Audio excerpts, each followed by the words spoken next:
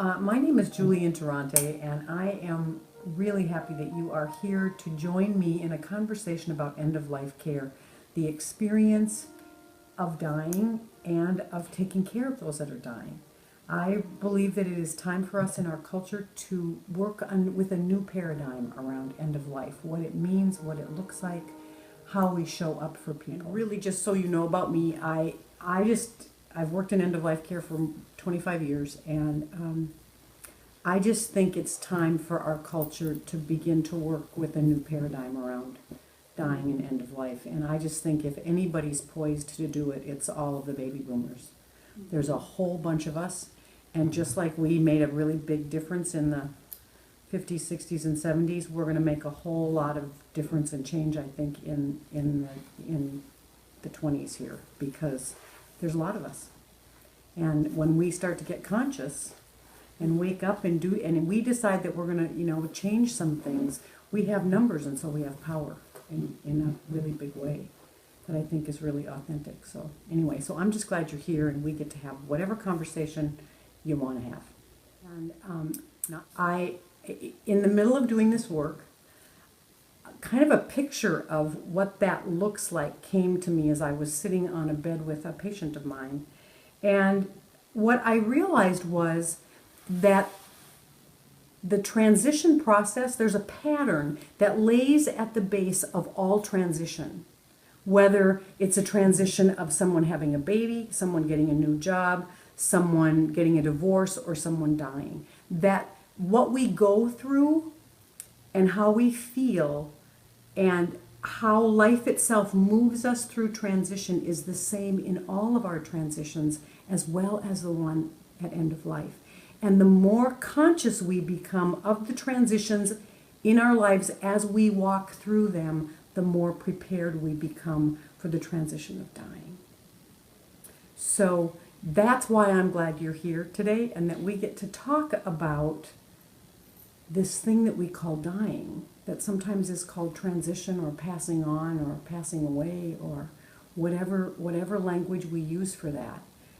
I just think it's really important for us to really take a look at what does it mean to be a human being, and what does it mean to drop all of the ways in which I know myself when I am preparing to move into dying.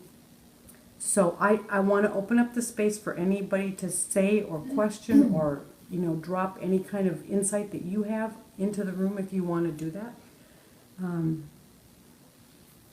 So anyway, I just want to open it up, even if it means that you are laying in a bed on life support, unconscious, with no hope of coming around if we turn this off. It's sad, but that's the truth. That's the culture we live in. It's why we really have to take care of ourselves. So you wanting to say, let's have the conversation, I think, Karen, is really important. Because I think all of us want to have the dying experience that we want. The thing that I think we have to be consciously aware of is if that's what I want, then I have to actively participate in setting it up so that I can have the best chance of getting that. I can't just say this is what I want, because you don't know who you're dealing with. I mean, even my husband. I'm telling you, I love this man to death, and I've told him just recently that I'm going to take him off my advance directive as the first person on there, because he doesn't stay present very well when it comes to medical things. He exits. And I've seen it happen often enough that it's like, dear God, I don't want to be laying in that bed on life support, or the question of whether we do life support, and him not be able to stay present. Mm-hmm. So I'm going to put someone in there who I know for sure can do for me what I want. And of course Ross will be part of that, but he's not the one that needs to be in that position, because it's not what he can do. He'll be able to be there and hold my hand, and he'll be able to do that, but he is not the one that can make the decision, And he gets it, is the internal, spiritual, psychological, emotional process that I have to do with myself. Did religion play a part? You mentioned you were a chaplain. Yeah, I'm ordained. I'm actually ordained in a tradition, and have served as a chaplain in end of life care on the spiritual side of things. So I was raised as a Catholic. I went to 12 years of Catholic school. Of course, I didn't go to seminary because I couldn't in the Catholic Church. Not in those days. No. And then I left the Catholic Church for a long time and did a lot of searching for a tradition. I eventually found religious science, which really resonated in me, and it was through religious science that I was ordained. And along the way, I have spent a lot of time studying the Native American traditions and some of the pagan traditions, the more earth-based traditions, which I find extremely helpful for me. I've studied Buddhism some. It's kind of like I was born and hit the ground running looking for a spiritual path. I mean, it's just like my whole life has kind of been dedicated to that. And first and foremost, I think I came on the planet knowing that I would do some sort of end-of-life work. I mean, I remember at 7 years old, sitting on my couch with thoughts like, I wonder when I die if I'll know I'm dead. And I wonder if you come back, and if I do, will I know that I was me the last time? And those kinds of things were going around in my head from little person on.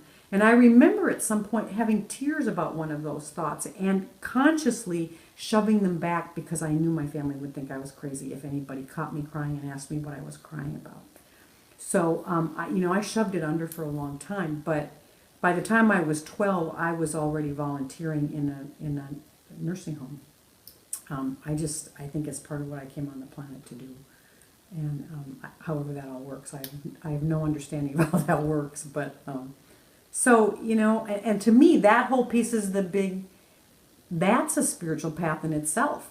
I'm also in 12-step recovery, so that's a really strong spiritual path too. And I have actually in the last 2 years come back around to being able to embrace some of my mystical Catholic heritage. And that's actually been a very powerful, profound healing for me because I came out of the Catholic tradition with some pretty severe wounding, I guess, for lack of a better word. But it's really wonderful to be able to embrace some of that again and have it be healing. It's been really interesting.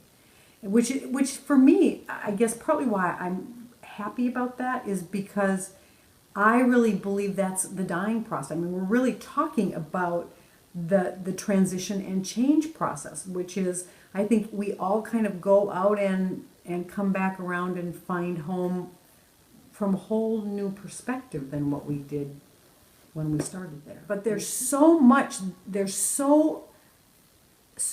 can be felt and intimacy that can be experienced and all of that if we aren't running away from pain all the time.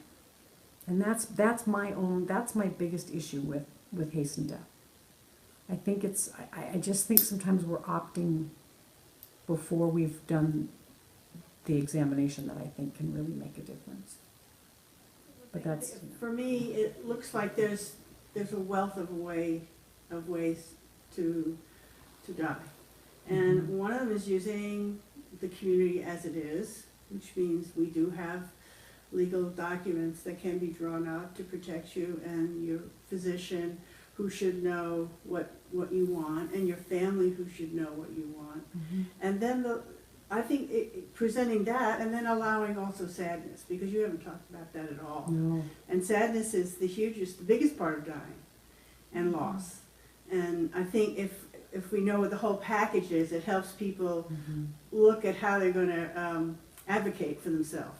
If they can, you got help out there. You can advocate for yourself, and even including things like the volunteers who can come to your home. That's right. Or paid people Yeah. to come help take care Yeah. of you. So it's not just an emotional approach. It's all of it. It's a big body of stuff that you could do. I mean, in order to pay your taxes, you have to get all those documents out. That's right. And that's right. how I look at it. And I'm not afraid. And I'm a lot older than you are.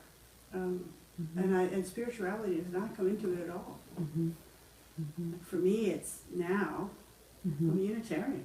Right. It's not tomorrow, it's not yesterday, but, Yeah, and I don't use spirituality in terms of like what's coming after. I mean, I think that whole idea of right now, it has a really strong spiritual component to it. I mean, I think that's as valid as anything else. I mean, when I use the word spirituality, I'm talking about that part, that unseen part of us.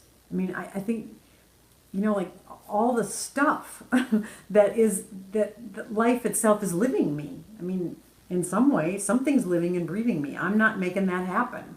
So it's as basic as that, I think, and the fact that we do have emotions about it, and there is something about having to let go and to say goodbye and to feel my grief and all of that. So yeah, I don't mean by any stretch of the imagination to use the word spiritual as something that's not right here. We're all right here. So anyway, thank you again. Great to open up the discussion. Thank yeah, you. it is. Yeah, you're welcome. We could go on and on. Oh, we could. I mean, that's why.